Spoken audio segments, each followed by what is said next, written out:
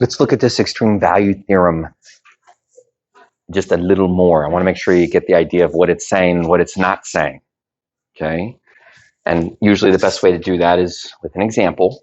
So what I'm trying to do here is kind of draw, I don't know if it's really that strange, but just kind of a odd graph. And let's see what this graph, or let's see what the extreme value theorem says about this graph.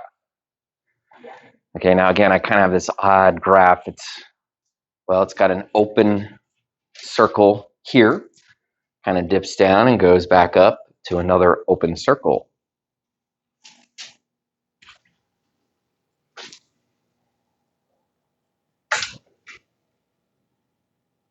Now, there will be some questions in your assignment.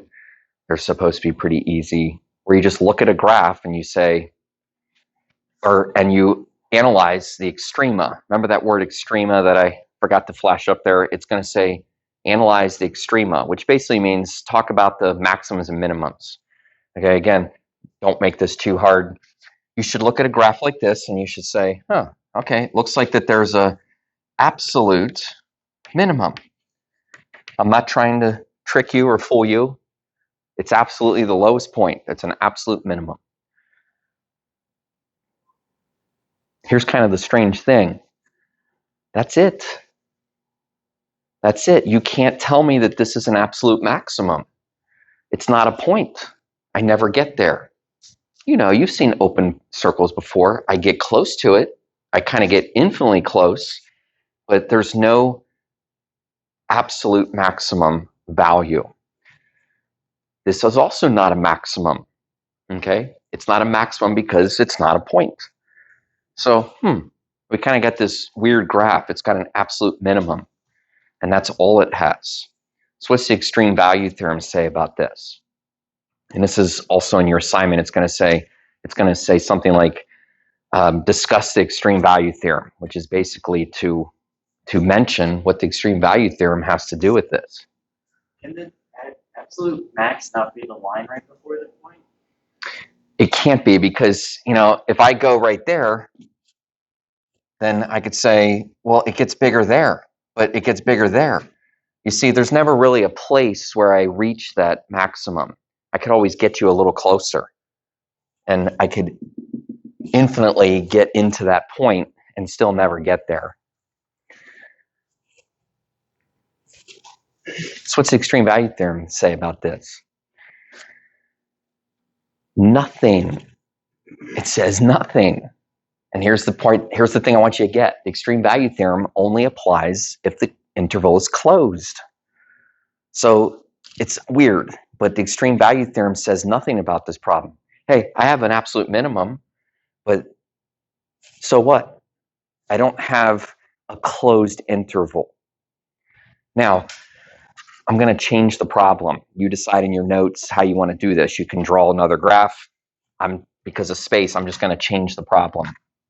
How am I going to change it? This is like another example. I'm going to close up this interval.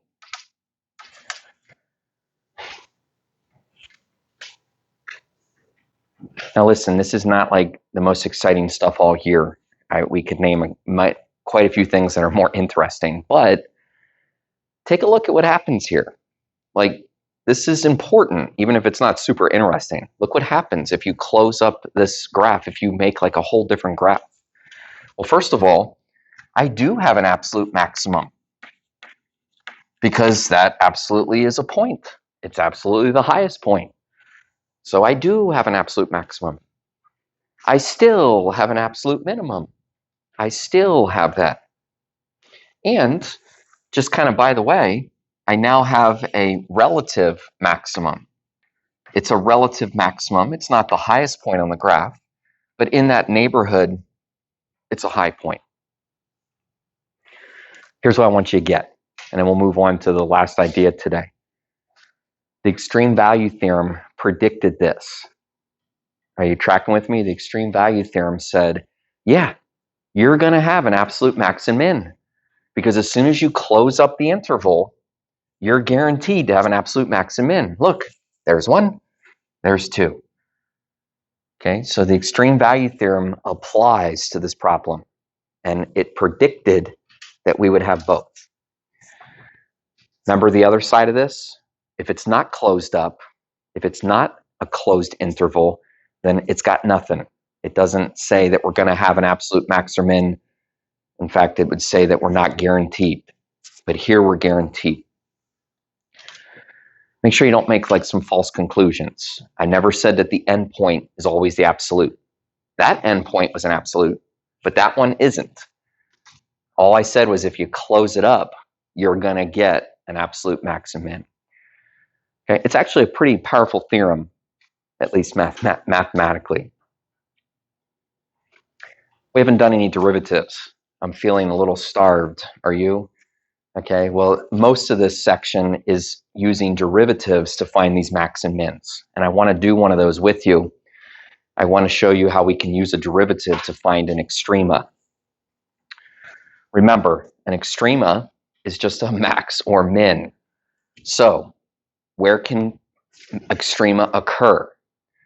Now, you heard me say some of this in the intro, but to make it official, extrema occur at critical points. Now, critical points are places where we have an interesting slope. Look, we have an interesting derivative. That, of course, is the same thing as a slope. So the derivative is equal to 0. Or the derivative could be undefined. Both of these are places where we could have a critical point. Now, if you're like, what's a critical point? A critical point is a special place because it has a slope of 0 or an undefined slope. I'll show you. We'll do it with a problem. Endpoints. Endpoints. I hope that, even though it's not that exciting, that you realize from the last couple minutes that an endpoint can be a maximum or minimum. An endpoint can be a maximum or minimum.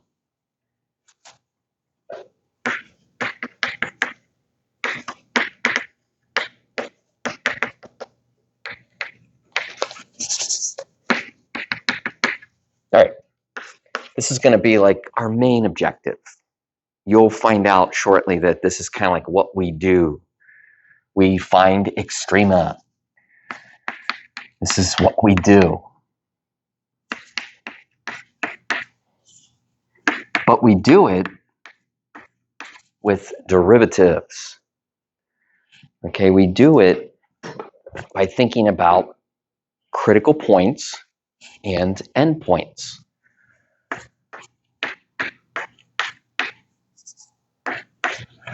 Here's like a little extra something. It says 0 is less than x is less than or equal to 3. Now, those little statements that are tacked on to these examples, we wouldn't want to just ignore, and also understand that you don't just like make those up. That's part of the given. And basically that means that this graph is legitimate between 0 and 3. Okay, it's just part of the given. As you'll find out quickly, it's part of the extrema. Okay, it's part of the extrema. Let's do the critical point thing. Let's do the critical point thing.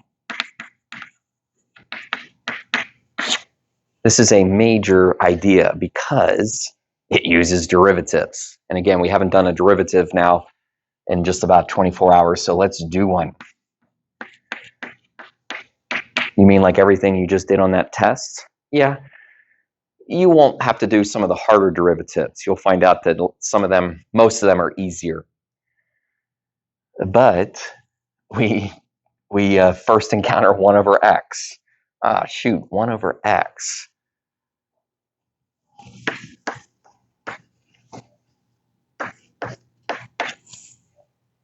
Remember, I want you to get to the point that I don't have to write that, but to do the derivative of 1 over x, you want to think of it as a negative exponent, because everybody can bring down a negative exponent, and everybody can subtract from that exponent, and I hope that everybody gets negative 1 over x squared. Okay, so negative exponents.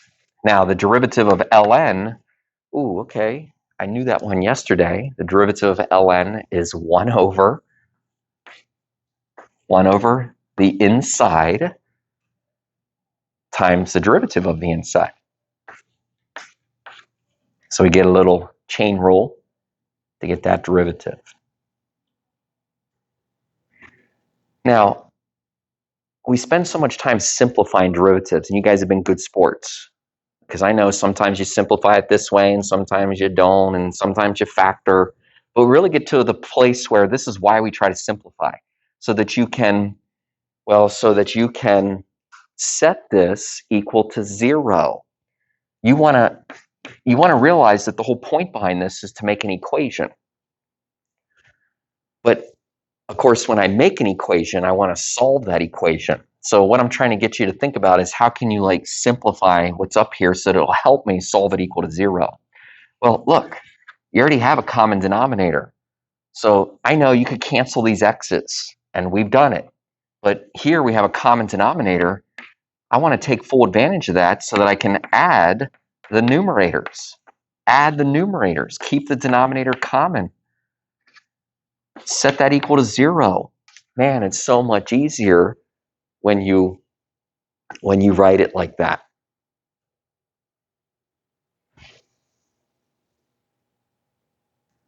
Okay, so we're simplifying the problem, but we're thinking about solving it. Speaking of solving it, we're supposed to be solving it equal to 0. Last time I checked, that can only happen when the numerator is equal to 0. So yeah, I have an equal 0 here, but maybe it would be a little better if I just think about the numerator. Actually, that is what I need to do, because the numerator is the only thing that can equal 0. All right, so -1 plus 2x equals 0. A little add this, a little divide that, and you end up with x equals a half. X equals a half. Now you will find out that that is a critical point. It's very important, because it's going to end up being an extrema. But we're getting a little ahead of ourselves. We're just trying to find that point right now. What's this? What's this derivative is undefined? Okay, it's a little idea that sometimes it helps and sometimes you find out that it doesn't help. But let's talk about this fraction and that it could be undefined. Well, when the denominator is equal to 0. Again, this is kind of weird because kids are like, whoa, I thought you couldn't let it equal 0. But I'm following this rule which says that I actually want to think about when it would equal 0. I want to think about when the when the fraction's undefined. And that would happen when x equals 0. Okay, so my critical points, to kind of just organize this a little bit, my critical points are x equals a half, and we're going to leave the y value blank there for a second, and x equals 0. And we're going to leave the y value blank for a second, as we'll probably come back and fill that in.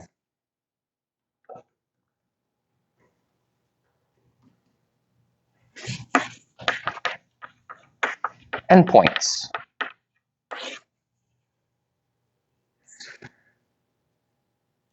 This is the part that sometimes people miss. I think it's because you don't have to do a lot to get it. And we're so focused on all this derivative stuff that we just did that we forget that these endpoints are part of the extrema. They're part of the conversation. Now, as you look at this carefully, you should say, well, there really is only one point because this is not equal to 0. So I can only basically pull from 3. X equals 3. So I select x equals 3. It's my endpoint. Not a whole lot of thinking involved there. What are we trying to do? We're trying to find extrema. We're trying to find maximums and minimums. They are supposed to be points. We are missing the y values. The y values come from basic algebra. They come from plugging in to the equation. Now, I have to share with you that this is also the part of the lesson where I'm going to do something with you that in the next lesson, we'll learn how to do like a little better, a little more sophisticated. But it's kind of one of those things where we're not there yet. So what can I do? Well, I can plug in the number 3. I can plug in the number 1/2. And I can try to plug in the number 0. Again, I can plug them in and get a y value. Okay, now we're going to do that on a calculator, but this is kind of the part where soon I'm going to show you a better way, which would be like no calculator. But you just have to understand that right now we're not there yet, and it's no big deal. So you can copy it down, you can try it on your calculator, but I'm going to plug in 1/2. I'm going to do the ln of 1/2 squared. I'm going to do 1/1/2. You plug that in, and you end up with 0.64 or 0.614. Sort of a random number, honestly, but 0.614. 0. 0. Oh, wait a minute. I can't plug it in. In fact, you can't plug it into either of these places. Now, I don't want you to think that that was because we got it from undefined. I promise there's a time where you're going to get an answer here and you're going to be able to plug it in here. But yeah, if I try to plug in 0, it doesn't work. So really, this does not produce any viable value. And then we're going to plug in 3. 1/3, the ln of 3 squared. Again, pretty easy stuff, but you plug it in and you get 2.53. I don't know, I'm using 3 decimals today, so it's 2.531.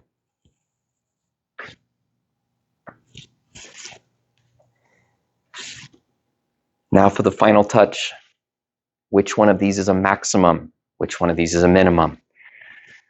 This is also a part of the lesson where I'm going to show you like a more sophisticated way, but like we're not there yet. So right now, you can look at this and you can say, that has a small y value. That has a bigger y value.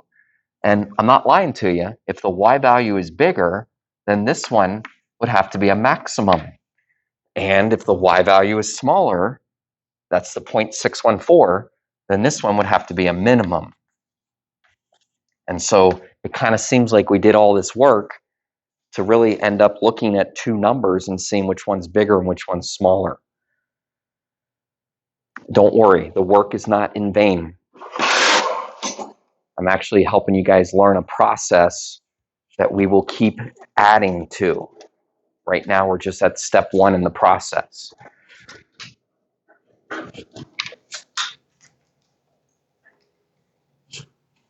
What did we really do here? It seems like it took a while to do it, but what did we really do?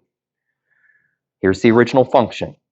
I don't expect you to know what this looks like without a calculator. Should be able to do like a Zoom standard.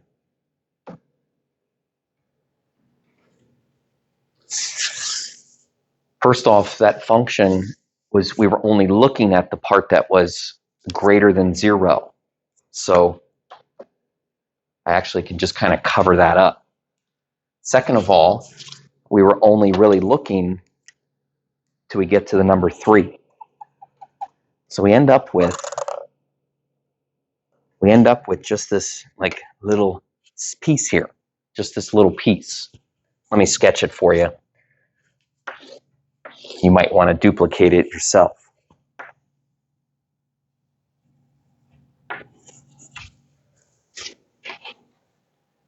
It's supposed to be a function that, you're not familiar with. But even if you're not familiar with it, look what we just did. We found a maximum. Okay, we found the endpoint to be a maximum. And then look what we did here. We found a minimum. We found this point down here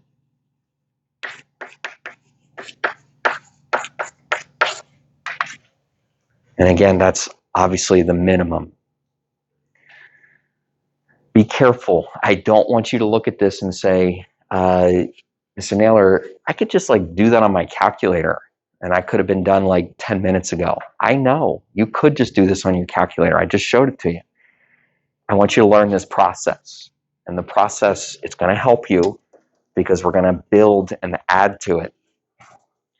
Right now, we're just doing the maximums and minimums. Okay, but we're going to add like another idea and then another.